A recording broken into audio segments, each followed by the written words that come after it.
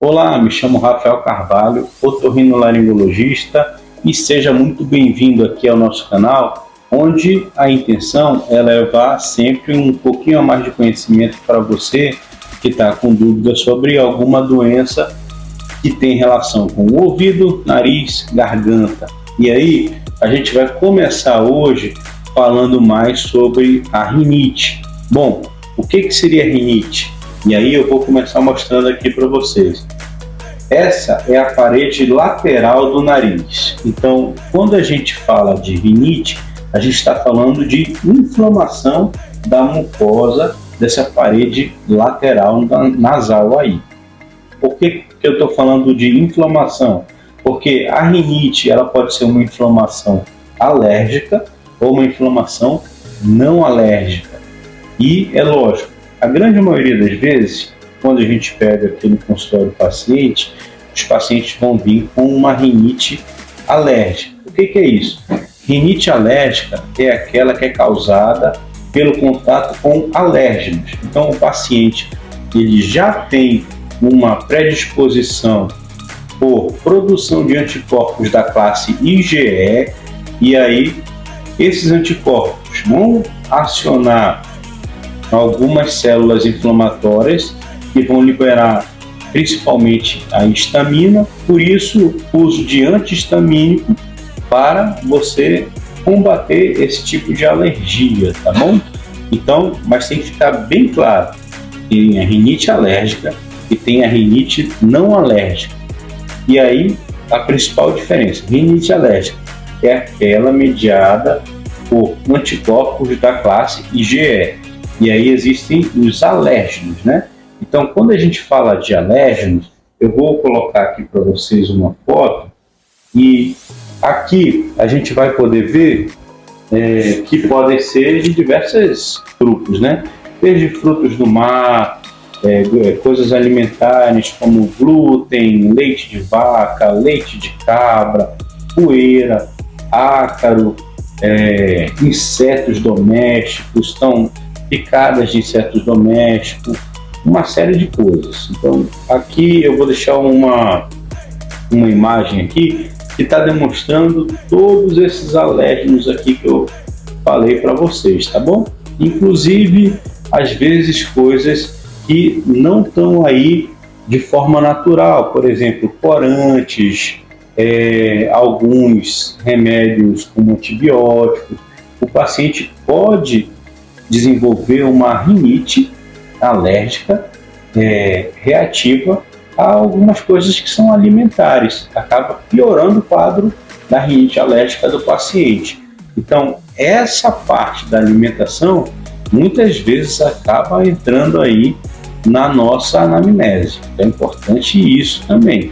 É importante você questionar isso do paciente e fazer alguns exames que vão avaliar se você possui esses anticorpos contra os alérgenos específicos, tá bom?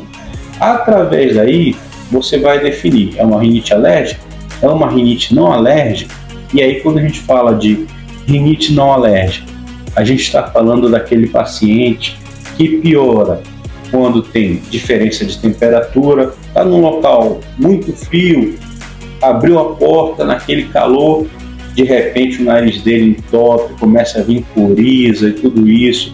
Então, isso aí são coisas não alérgicas. Produtos químicos, então, produtos de limpeza, produtos como perfume, às vezes maquiagem. Então, isso aí também vai entrar como rinite não alérgica. Está relacionado a coisas não mediadas por anticorpos.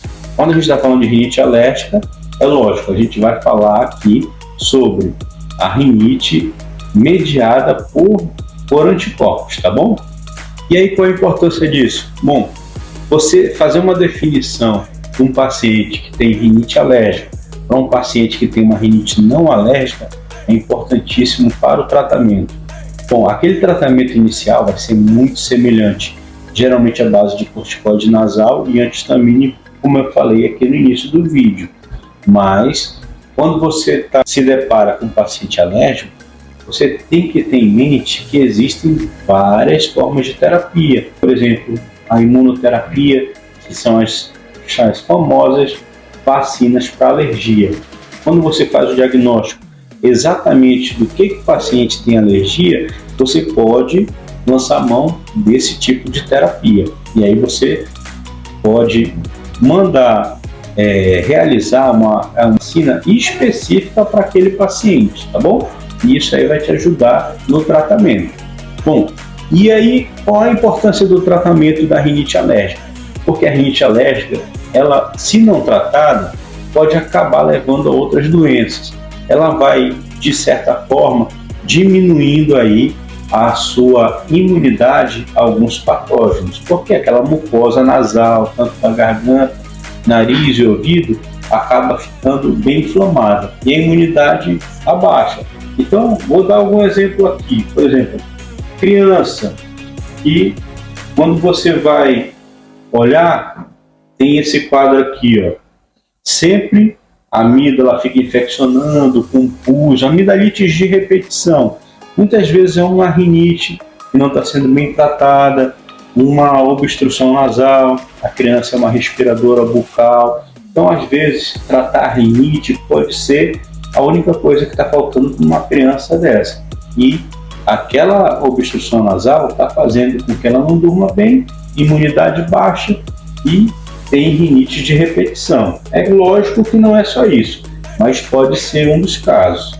Outra coisa muito comum de aparecer aqui é a questão de sinusite. Então, se você tem uma obstrução nasal levada pela rinite alérgica, é comum que os seios da face, que são essas regiões que ficam dentro dos ossos da face aqui, eles podem sofrer obstrução, causando acúmulo dessas secreções, e com isso as bactérias que normalmente já habitam aqui dentro, elas acabam se proliferando, piorando a obstrução, não consegue haver uma drenagem dessas secreções e com isso acaba levando a uma sinusite. Então é comum o paciente que, se não tratar da rinite ou se tiver uma crise muito forte de rinite alérgica, acabar evoluindo como uma sinusite aguda, tá bom?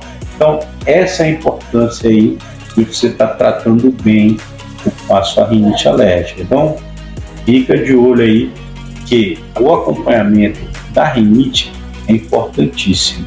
Você deve procurar ajuda especializada e fazer o tratamento tanto medicamentoso quanto um tratamento ambiental.